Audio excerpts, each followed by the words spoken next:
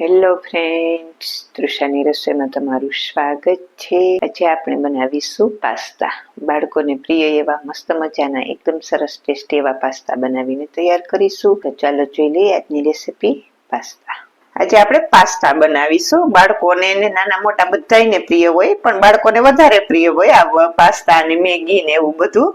તો આપણે આજે મસ્ત મજાના પાસ્તા બનાવીશું. તો તેના માટે મેં અહીંયા એક વાટકો એક પાસ્તા લીધેલા છે. મોટો વાટકો પાસ્તા છે. 150 ગ્રામ જેટલા પાસ્તા છે. તમે ગમે તે શેપમાં લઈ શકો. મેં અત્યારે આ શેપના લીધેલા છે. મેક્રોની આવે છે તે પણ તમે લઈ શકો. જે તમને યોગ્ય લાગે તેનો તમે ઉપયોગ કરી શકો. તો આપણે અત્યારે પાસ્તા જ લીધેલા છે.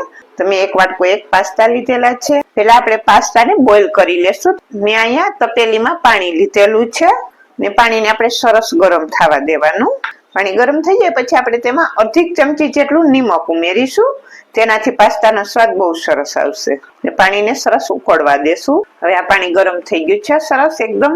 જે આપણે આ પાસ્તા લીધેલા છે ને તે આમાં ઉમેરી દેશું. આપણે પાસ્તાને આમાં મિક્સ કરી લેશું અને પાસ્તાને હવે આપણે બોઇલ થવા દેશું. સરસ સોફ્ટ થાય ને ત્યાં સુધી. આ પાસ્તા બોઇલ થઈ ગયા છે. તમે જો કેટલા સોફ્ટ થઈ ગયા છે. આ રીતે સરસ સોફ્ટ થઈ જાય ને ત્યાં સુધી આપણે તેને કૂક કરવાનું. અને મેં 10 મિનિટ સુધી કૂક કરેલા. તો સરસ 10 મિનિટમાં સોફ્ટ થઈ ગયા. તમે કઈ રીતના પાસ્તા લ્યો છો તેના ઉપર ડિપેન્ડ કરશે કે કેટલી વાર આપણે તેને કૂક કરવા પડશે. ગેસ ઓફ કરી દઈશ. હવે આપણે આની ઉપર ઠંડુ પાણી રેડી દેશું જેથી કરીને તેની કુકિંગ પ્રોસેસ રોકાઈ જાય. હવે આની ઉપર આપણે થોડુંક તેલ ઉમેરી દેશું જેથી કરીને આડાવડા બધા ચીપકે નહીં. નકર શું થશે કે બધા ચીપકી જશે. તેલ ઉમેરી દેશું ને એટલે કે ચીપકશે નહીં. તેલને આમાં મિક્સ કરી લેશું એટલે બધામાં તેલનું કોટિંગ થઈ જાય બધા પાસ્તામાં. હવે આપણે આ પાસ્તાને આગળ સાઈડમાં મૂકી દેશું. અને જ્યારે આપણે પાસ્તાને કૂક કરેલા તેમાંથી જે પાણી નીકળેલું છે ને તેને ફેંકી નથી દેવાનું. તેને આગળ આપણે રાખી દેશું. આમાંથી આપણે જ્યારે તેનો વઘાર કરીશું ને ત્યારે થોડુંક પાણી આમાંથી ઉમેરીશું. અને આ કદાચ તમારા કીધે ભૂલમાં નખાઈ ગયું હોય તો એ કઈ વાંધો નહીં, તો આપણે સાદા પાણીનો ઉપયોગ કરી શકીએ. પણ આ હોય તો વધારે સારું. ગેસ ચાલુ કરીને મેં અહીંયા પેન મૂકી દીધેલું છે અને પેનમાં મેં 2 ચમચી જેટલું તેલ ઉમેરેલું છે. તેલ તમારે થોડુંક બટર ઉમેરવું હોય તો થોડુંક બટર, 1 ચમચી જેટલું બટર અને 1 ચમચી જેટલું તેલ પણ તમે ઉમેરી શકો. મેં અત્યારે 2 ચમચી તેલની લીધેલી છે. તેલ ગરમ થઈ જાય પછી આપણે મેં અહીંયા 1 નંગ ડુંગળી લીધેલી છે. તેને આ રીતે કટ કરી લીધેલી છે. તે ઉમેરી દેશું અને ડુંગળીને આપણે સાતળી લેશું. તેનો થોડો કલર ચેન્જ થઈ જાય અને થોડી કૂક થઈ જાય ને ત્યાં સુધી સાતળી લેશું. પછી હું અહીંયા થોડુંક લસણ લઈશ. લસણને આ રીતે મેં ઝીણું કટિંગ કરી લીધેલું છે તે ઉમેરી દઈશ અને લસણને પણ સાતળી લેશું. લસણની પેસ્ટ કરીને લેવી હોય તો પેસ્ટ પણ તમે લઈ શકો. મેં અહીંયા ગાજર લીધેલા છે તેને આ રીતે કટ કરી લીધેલા છે તે ઉમેરીશું. શાકભાજી તમે તમારી પાસે જે હોય ને તે શાકભાજીનો તમે ઉપયોગ કરી શકો. કેપ્સિકમ, કોબી તેને આ રીતે મેં લાંબી છીણી લીધેલી છે. અને એક મરચું અને એક નાનો ટુકડો આદુનો. આદુને મેં ખમણી લીધું અને મરચાને ઝીણું કટિંગ કરી લીધું. બધી વસ્તુને એમાં મિક્સ કરી દેશું. તમારી પાસે જે શાકભાજી હાજર હોય ને ત્યાં તમે શાકભાજી લઈ શકો અને ના હોય તો સ્કીપ પણ કરી શકો. હવે આપણે શાકભાજી થોડુંક સોફ્ટ થાય ને ત્યાં સુધી તેને કૂક કરી લેશું. થોડુંક સોફ્ટ થઈ ગયું છે પછી અહીંયા હું 1 ટીસ્પૂન જેટલા મિક્સ ઉમેરીશ. તેનાથી બહુ સરસ ટેસ્ટ આવશે. 1 ચમચી જેટલો શેઝવાન સોસ ને 2 ચમચી જેટલો ટમેટો કેચઅપ, 1 ચમચી જેટલા ચીલી ફ્લેક્સ. બધી વસ્તુને આમાં મિક્સ કરી દેશું. આ મિક્સ થઈ ગયું છે બધું. હવે જે આપણે આ પાણી બચાવેલું હતું તેમાંથી થોડુંક આમાં ઉમેરીશું.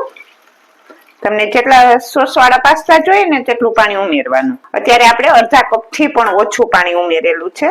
હવે આપણે આમાં નિમક ઉમેરીશું. નિમક આપણે પાસ્તામાં પણ ઉમેરેલું છે અને બધા સોસમાં પણ નિમક હોય એટલે અત્યારે આપણે શાકભાજી પૂરતું જ નિમક ઉમેરીશું. અડધી ચમચી જેટલું હું નિમક ઉમેરીશ. હવે આમાં હું 1 ચમચી જેટલો જે આપણે પાસ્તા લઈએ ને ત્યારે પેકિંગમાં પાસ્તાના પેકિંગમાં મસાલો આવતો જ હોય ભેગો. તો તે મસાલો છે ને તે 1 ચમચી એક લીધેલો છે. તમારે જો આ મસાલો ના ઉમેરવો હોય ને તો મરી પાવડર ઉમેરી દેવાનો. મેં અહીં 1 ચમચી એક આ મસાલો લીધેલો છે તો તમે 1 ચમચી જેટલો મરી પાવડર ઉમેરી શકો.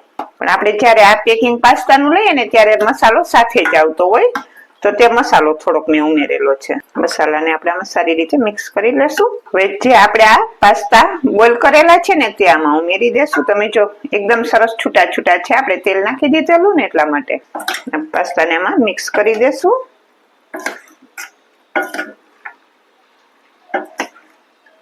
હવે પાસ્તાને આપણે આમાં અડધી મિનિટ માટે કૂક કરી લેશું, જેથી કરીને પાસ્તામાં બધી ફ્લેવર બેસી જાય સરસ અંદર. તો આપણા પાસ્તા મસ્ત મજાના બનીને તૈયાર થઈ ગયા છે. પાસ્તા ઉમેરાથી પછી એને બહુ કૂક નથી કરવાનું, માત્ર અડધી મિનિટ માટે જ કૂક કરવાનું છે, બહુ નથી કૂક કરવાનું, નહીતર પાસ્તા છે ને તૂટી જશે. મસ્ત મજાના આપણા પાસ્તા બનીને તૈયાર થઈ ગયા છે. કેટલા મસ્ત બનીને તૈયાર થયા છે. તો આપણે ગેસ ઓફ કરી દેશું ને ઉપરથી લીલા ધાણા ભાજી થોડાક નાખીશું. તમારે ચીઝ નાખવું હોય તો ચીઝ પણ ઉમેરી શકો. પાસ્તા બનીને તૈયાર થઈ ગયા છે. આપણે તેને સર્વ કરીશું. ચાલો તો હવે પાસ્તાને સર્વ કરીશું. મસ્ત મજાના ટેસ્ટી એવા પાસ્તા બનીને તૈયાર થઈ ગયા છે. બાળકોના ફેવરિટ એવા આ પાસ્તા બનીને તૈયાર થઈ ગયા છે. આ રીતે બનાવશો તો નાના મોટા બધાને ભાવશે ને તેવા આ પાસ્તા બનીને તૈયાર થશે. ને ઉપરથી સેજ લીલા ધાણા ભાજી. તો મસ્ત મજાના એકદમ સરસ ટેસ્ટી એવા પાસ્તા બનીને તૈયાર થઈ ગયા છે. આપણે તેમાં બધા વેજીટેબલ્સ ઉમેરેલા છે, એટલે બાળકોને પણ આપણે ઓસે આપી શકીએ, કેમ કે બાળકો વેજીટેબલ્સ કઈ ખાતા નથી હોત. તો આપણે આમાં બધી શાકભાજી ઉમેરેલી છે, તો બધા શાકભાજી પણ ખાઈ લે અને પાસ્તા પણ ખાઈ લે. તો મસ્ત મજાના એકદમ સરસ ટેસ્ટી એવા પાસ્તા બનીને તૈયાર થઈ ગયા છે. જો આજની આ પાસ્તાની રેસીપી તમને સારી લાગે તો એક લાઈક કરી દેજો, તમારા ફ્રેન્ડ સર્કલમાં શેર કરી દેજો અને ચેનલને સબસ્ક્રાઇબ કરી દેજો. બાજુમાં રહેલા બેલ આઇકન બટનને દબાવી દેજો, જેથી કરીને મારી નવી નવી રેસીપી તમને રોજ મળતી જ રહે. તો મસ્ત મજાના એકદમ સરસ ટેસ્ટી એવા નાના મોટા બધાને ભાવે તેવા મસ્ત મજાના પાસ્તા બનીને તૈયાર થઈ ગયા છે.